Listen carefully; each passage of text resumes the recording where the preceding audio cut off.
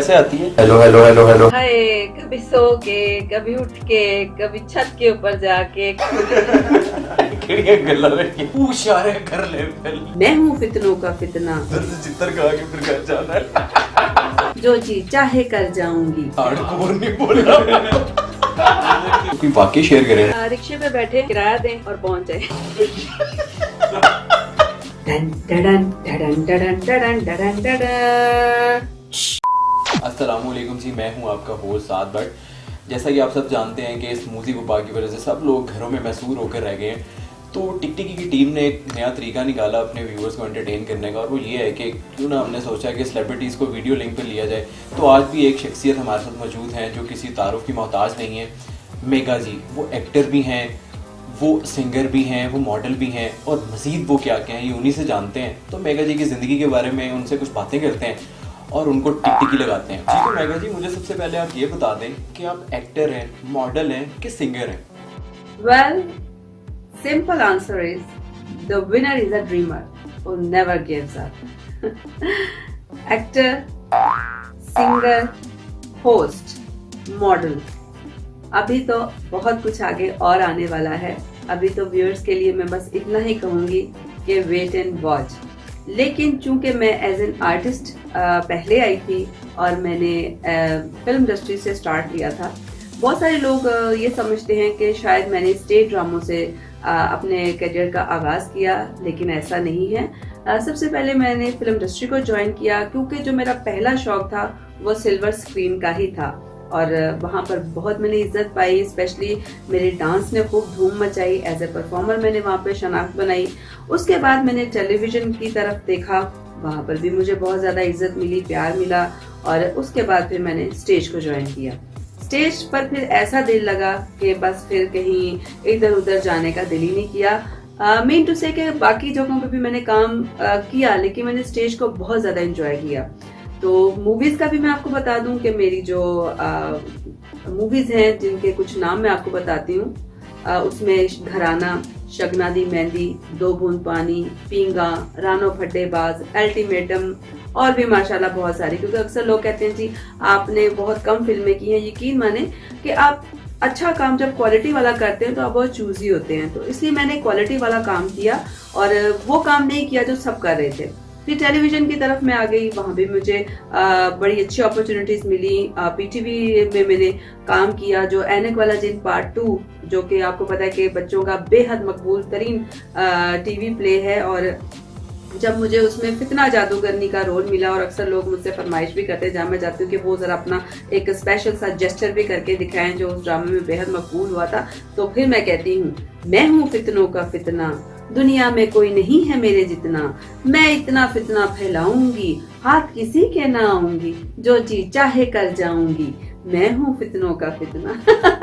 तो mean to से वो फितना मैं नहीं फैलाऊंगी जो किसी गलत सेंस में, वो एक अच्छे अंदाज से उसको दिखाया गया ऐनक वाला जिन में। और मैं हमेशा प्राउड फील करती हूँ ऐसा काम करने में जो कि हमारे कौमी सतह पर हो। और पीटीवी में काम करना सब आर्टिस्टों के लिए एक प्राइड मोमेंट होता है। तो मैं बड़ी लकी रही हूँ कि मैंने वहाँ पर बहुत काम किया। फिर उसके बाद मैंने स्टेज की दुनिया में कदम रखा और वहाँ पर मुझे बाकायदा टाइटल से नवाजा गया, और मैं खुद को इस मामले में बड़ी ब्लेस्ड समझती हूँ। अच्छा, तो मेगा जी मुझे अब ये बताएं कि हर शोबिज़ में जो सितारे होते हैं उनकी एंट्री जो होती है शोबिज़ में, उसकी कोई ना कोई एक दास्तान होती है, कोई कहानी होती है। तो आपकी क्या कहानी है? शोबिज़ में एंट्री किस तरह हुई थी? कोई एक क्लच व्यू हमें शेयर करें हमारे साथ। ओह माय गॉड, क्या क्वेश्चन कर दिया आपने कि एंट्री कैसे हुई। जैसे सबकी होती है लेकिन मेरी एंट्री थोड़ी सी जिगजैग तरीके से हुई है, क्योंकि मोस्टली जब मैंने फील्ड में कदम रखा तो ज़्यादा रुझान नहीं था कि पढ़ी लिखी लड़कियां फिल्म इंडस्ट्री को ज्वाइन करें या स्टेज की दुनिया में आ जाएं। मेरा फर्स्ट ऑफ ऑल तो ऐसा कोई प्लान था नहीं, क्योंकि मैं जब शोबिज़ में एंटर हुई मैं तब सीएसएस की तैयारी कर रही थी और एमए में मैंने एडमिशन लिया हुआ था। आफ्टर डूइंग माय ग्रेजुएशन मुझे थोड़ा सा लगा कि यार मुझे कुछ ब्रेक लेना है। तो मैंने सोचा कि यार चलो थोड़ा सा हल्ला गुल्ला और फिल्म इंडस्ट्री को ज्वाइन किया जाए, क्योंकि डांस का शौक तो मुझे बचपन से ही था। तो वही जो एक शौक था वो मुझे इस तरफ ले आया। हालांकि प्लान नहीं था, लेकिन जब इसमें कदम रखा तो ये ऐसा एक शौक है, एक ऐसा इसमें कह लें कि रोशनियां हैं, जगमग है, सितारे हैं, और जब आप इसमें मगन हो जाते हैं तो फिर आप कुछ और करने के लिए वक्त नहीं निकाल पाते। तो मेरे साथ भी कुछ ऐसा ही हुआ। मैंने वो जो शौक में फैसला किया था कि यार मैं इसको कुछ दिनों के लिए करूंगी, तो दिल लगा के इसके बाद मैंने फिर वापसी का रास्ता ही नहीं लिया, और फिर मैं अपनी स्टडी कंप्लीट नहीं कर पाई बीए करने के बाद। लेकिन मैं खुश हूँ कि मैंने जिस तरफ कदम रखा मुझे उसमें भी बेपनाह कामयाबी मिली। तो बस कुछ इत्तेफाक ही कह लें कि मैं आ गई और अल्लाह ताला ने इज्जत भी रख ली। बाकी अब आगे मजीद बढ़ने का शौक है कि अपने इस करियर को मैं आगे बढ़ाऊं। अच्छा मेघा जी, मैं बड़ा क्लिंजर सा एक क्वेश्चन आपसे करने लगा हूँ। बेसिकली आपके प्रोफेशनलिज्म के बारे में है कि आपको सिंगिंग ज्यादा आसान लगती है या एक्टिंग? सितारों से आगे जहां और भी हैं, अभी इश्क के इम्तिहान और भी हैं। कौन सी चीज आसान होती है? कोई भी चीज आसान नहीं होती। और जिस फॉर्म की आप बात कर रहे हैं, चाहे वो एक्टिंग है या सिंगिंग है, ये एक समंदर है। आप जितना मर्जी सीख कर आ जाएं, लेकिन आपको यही लगता है कि आपने कुछ नहीं किया। लेकिन जब अल्लाह ताला की जात इज्जतों से नवाजती है और वो प्यार हमें वापस मिलता है जो हमने मेहनत की होती है, तो लगता है कि शायद थोड़ा सा हमने जो काम किया वो लोगों को पसंद आ गई, हमारी मेहनत पसंद आ गई। तो मैं कतई ये बात नहीं करूंगी कि मेघा एक्ट्रेस अच्छी थी या मेघा सिंगर अच्छी होगी, क्योंकि एक्ट्रेस बनने के लिए भी बेइंतहा मेहनत की, दिन रात मेहनत की, लेकिन फिर भी एक तशनगी दिल में हमेशा रही कि यार मुझे कुछ और करना है, मुझे कुछ और करना है। और इसी तरह जब एज ए सिंगर मैंने खुद को मोल्ड किया है, तो मैं एकदम से उठकर नहीं आई। मैंने बाकायदा इसको सीखा है।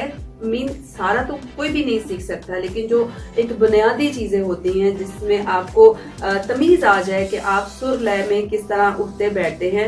जाहिर सी बात है, मैं एक परफॉर्मर रही हूँ और रिदम के साथ मेरा वास्ता रहा है, तो मुझे ज्यादा मुश्किल नहीं हुई। लेकिन फिर भी ना मैं खुद को कहती हूँ कि मैं बहुत एक्स्ट्रॉर्डनरी आर्टिस्ट बन गई या मैं एक्स्ट्रॉर्डनरी सिंगर बन गई। बस मैं एक अच्छा काम करना चाहती हूँ जो लोगों को अच्छा लगे। अच्छा मेघा जी, टिपिकल बट हार्डकोर क्वेश्चन। टिकटिकी के जराये ने पता लगवाया कि आप बचपन में बड़ी शरारती थी, तो कोई वाकया शेयर करें टिकटिकी के साथ। Duddon Duddon Duddon Duddon Duddon Duddon. समय तो आप गए होंगे कि मैं कितनी एडवेंचरस तबीयत की मालिक थी, और मेरी वालदा हमेशा मुझसे नाला रहती थी, और इस तरह मैंने उनसे मार भी अच्छी खासी खाई हुई है, क्योंकि मेरी हरकतें ही ऐसी होती थी। मैं शरारतें इतने ज्यादा करती थी, मैंने उनके कपड़े इतने जाया किए हुए कि आपकी सोच होगी।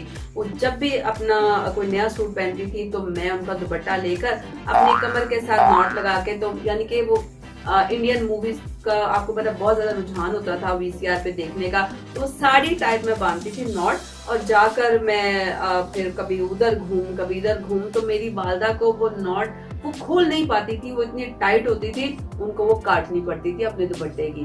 तो जब उनका दुपट्टा जाया होता था तो फिर सोचें कि मैं किस कदर पिटती होंगी। लेकिन मेरी वालदा ने हमेशा मुझे प्यार किया, सपोर्ट किया। अच्छी बातों को वो कहती थी कि आप करो, ये शरारतें छोड़ दो, लेकिन मेरी शरारतें थमने का नाम ही नहीं लेती थी। फिर एक दिन हुआ यूं कि मैं छत से लटक गई। सही सुना आपने, मैं छत से लटक गई, और वो भी तीसरी मंजिल से। अल्लाह ताला ने जिंदगी देनी थी तो आपके सामने बैठी हुई हूँ, वरना तो मैंने गिरना था तीसरी मंजिल से, मैंने जाया हो जाना था। लेकिन मेरी कजन ने मुझे बचाया। उन्होंने मुझे बड़े प्यार से कहा कि किट्टी, मुझे प्यार से किट्टी कहते हैं निकले में, चलो वापस ऊपर जाके दिखाओ कैसे आप ऊपर जाओगी वापस। तो मैंने कहा ऐसे। तो कहती हैं अच्छा उधर ही रुको, मैं अभी आती हूँ। फिर वो ऊपर आई, उन्होंने मेरा बाजू पकड़ा और मेरी अम्मी के पास सीधा मुझे ले गई और कहती है कि हेलो खाला जी, एनु संभालो। उस दिन के बाद फिर अम्मी ने ना मेरे पाँव पे रस्सी बांधकर सोना शुरू किया, लेकिन मैं कहाँ टिकने वाली थी। अगले दिन फिर मैंने वो रस्सी तोड़वाई और फिर शरारतें स्टार्ट। साइकिल लेके बाहर निकल जाना, सारा दिन घूमना फिरना। लेकिन वो कहते हैं ना कि दिल जो होता है वो शरारतों से बाज नहीं आता। तो अभी भी शरारती हूँ मैं, ये नहीं कि नहीं करती, शरारतें मेरी वैसी हैं, लेकिन अब ये कि मेरी वालदा नहीं है मुझे मारने के लिए। तो I miss her a lot. अल्लाह ताला उनको जन्नत में जगह दे। सो बहुत मैंने एडवेंचरस अपना बचपन गुजारा, और ऐसे कई वाकयात हैं जो मैंने जहन में मेरे बार बार आते हैं, लेकिन मेरा वो बचपन वापस नहीं आता। अच्छा मेघा जी, नेक्स्ट क्वेश्चन जो मैं आपसे करने जा रहा हूँ है तो वो टफ, लेकिन जवाब तो आपको देना पड़ेगा। कौन सा एक्टर या एक्ट्रेस है जिससे आप इंस्पायर होती हैं? देखिए जी, मुझे तो सारे ही आर्टिस्ट बहुत पसंद हैं। मैं उन सब का दिल से रिगार्ड करती हूँ जिन्होंने हमारी फिल्म इंडस्ट्री में बहुत टाइम स्पेंड किया, हमारी थिएटर इंडस्ट्री में बहुत काम किया, टेलीविजन इंडस्ट्री में बहुत काम किया। तो मैं किसी एक का नाम तो ले नहीं सकती, क्योंकि हर सितारा अपनी चमक रखता है। तो जिनको देख देख कर मैंने मेरे अंदर ये शौक पैदा हुआ और मैंने कहा कि ये मैंने अब करना है, वो थे अंजुमन जी के गाने और मुमताज़ जी के गाने, उनके डांसेस। मैं दीवानी होती थी उनके डांसेस की, अंजुमन जी के डांसेस की, बाबरा शीर के डांसेस की।